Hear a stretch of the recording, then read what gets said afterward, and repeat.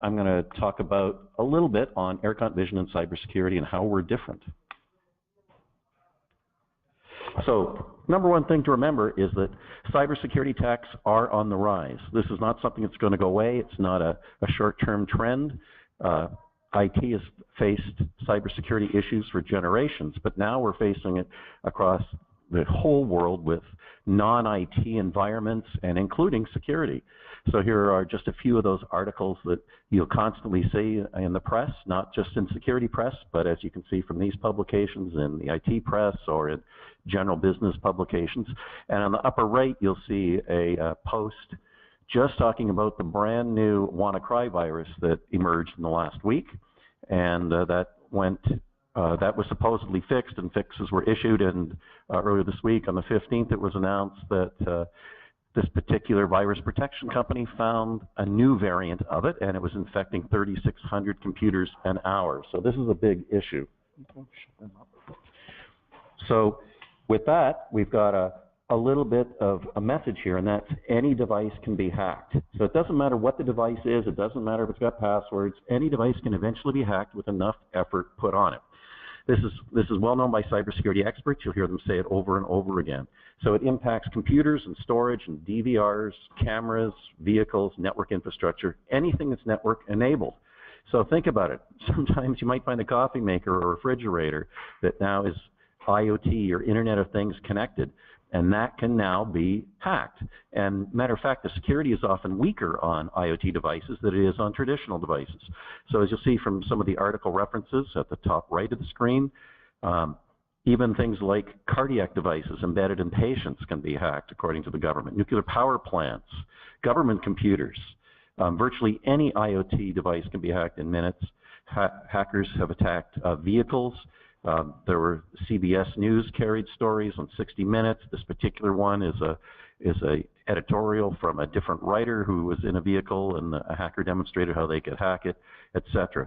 And Yahoo released a story saying that more than 1 billion more of their accounts have been hacked. So this is not something that's hyperbole. This is happening every day. So cyber attacks come from lots of sources.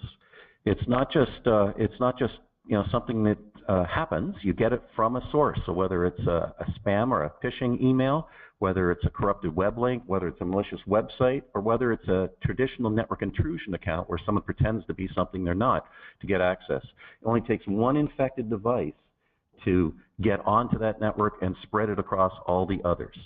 And you'll hear a term that the security folks talk about. It's called a security exploit, or just an exploit. These are things that target known weaknesses. So if you're running Linux or Windows, there are known exploits that hackers can use. They can obtain them quite easily. They can obtain them from what's called the dark web. They can acquire them from hobby boards, things like that. And there are even courses that are taught to tell you how to hack. Some of them are supposedly ethical hacker courses, and they probably are, but they can also be used maliciously. So you can attack and infect devices because there are known weaknesses in things like the Windows operating system and in the Linux operating system, and now we're seeing it as well in portable devices and phones and tablets, etc. But the attacks can also come inside the company. So if you're on a firewall and your customer is inside that firewall, they may think they're protected because traditionally it was the IT company's job to keep them out electronically and the security department's job to keep them out physically. But now that we see all kinds of new problems, for quite a while we've known that USB thumb drives or anything with a USB interface, once it's plugged into a computer, can release a virus or a bot to take over that device. And that's been a pretty common thing. But now we're seeing even more of that with IoT, because a printer or a coffee maker or a refrigerator, there have been cases where they already contain the virus software before they're plugged in. So the best protection in the world can be bypassed when you plug that in. The number one recommendation I have is always scan a new virus. Always scan a new device before you plug it in on a device that's not on the network. How practical is that? It's not always. Right? Sometimes it's very busy, there's not another device to plug into, so that's how viruses spread. And hidden malicious code can be pre-installed on external devices. We've seen hard drives pre-installed with viruses that were buried in the firmware code.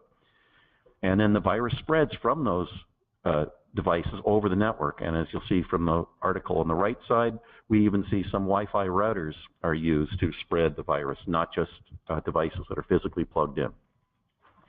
So there's a whole industry around protecting us from these issues. It's always been a key part of IT, and it's been growing. But now we're seeing that these cyber attacks are becoming more and more difficult to prevent, and part of it is that it's always evolving, right? So security vendors spend a lot of time and effort and resources to stay on top of trends, and that's what their jobs are. And you'll hear from all the different security companies about what they're doing and when they report a new virus. So the example, again, the WannaCry virus, which just came out publicly in the last week and a half, went after the National Health System in the UK and then spread quickly to other computers all around the world. And then on the right side of the screen, there's a new botnet called the Persei virus, botnet, and that one is just as bad, but it's different. It's specifically going after cameras, not PCs. And in this case, they'd identified over 122,000 IP cameras that are potentially at risk as it spreads around the world. The issue is that just one of those cameras that's infected, if it's on your network, then the whole network is compromised. And again, even the virus protection software can't protect you until after it's been identified. And now there are fixes being issued, and I saw a couple of companies putting out free 90-day virus protection with protection against this particular bot. But again, it's always after the fact if you're one of the unlucky ones to come along. We also see that security cameras in particular are at risk. And the reason is security is pretty well sucked on security cameras for a long time. Why is that? Well, we often thought across the industry, we thought that these were edge devices, that it was up to the network and IT to protect the network from cybersecurity issues. But we now know that's changed. IoT has changed that so that any device that plugged into the network needs to be cyber aware and protected. So these are just some of those examples. But if you think about it, one of those middle articles, 1.5 million cameras were hacked with a particular botnet. My personal favorite is in a scary story is the second from the left, where it's talking about a camera in a laundromat in Colorado, and the Wall Street Journal carried the story, how it's attacking others. And it's an example of it doesn't have to be any exotic location that a camera can be infected. Or if you look at the article on the far right, typical home use, inexpensive webcam plugged in, and within 90 seconds, it's infected with multiple bots and viruses and can attack others. So that's the kind of things that we're facing. And as you may know, during the run-up to the presidential inauguration, all the cameras in DC and the DVRs were attacked by a ransomware virus, like the WannaCry virus today, and that's the Mirai virus. And that one locked up all those cameras, and you couldn't actually get into any of the recorded video without paying the ransom. So that's the kind of thing that happens, and it does impact cameras. Number one thing to start with is a password. Okay? You need to follow a standard password. The industry standard right now is 16-digit ASCII passwords. Arecont Vision cameras support a 16-digit ASCII password. We recommend that it be turned on during our Arecont Vision University Channel Partner Certification Program materials. And you can learn about our AVU courses by following that link or just going to arecontvision.com and going to education. But just remember, passwords are one level of protection. They're not the complete answer. And I did actually see a vendor promoting the fact that they had strong passwords and therefore their cameras were protected.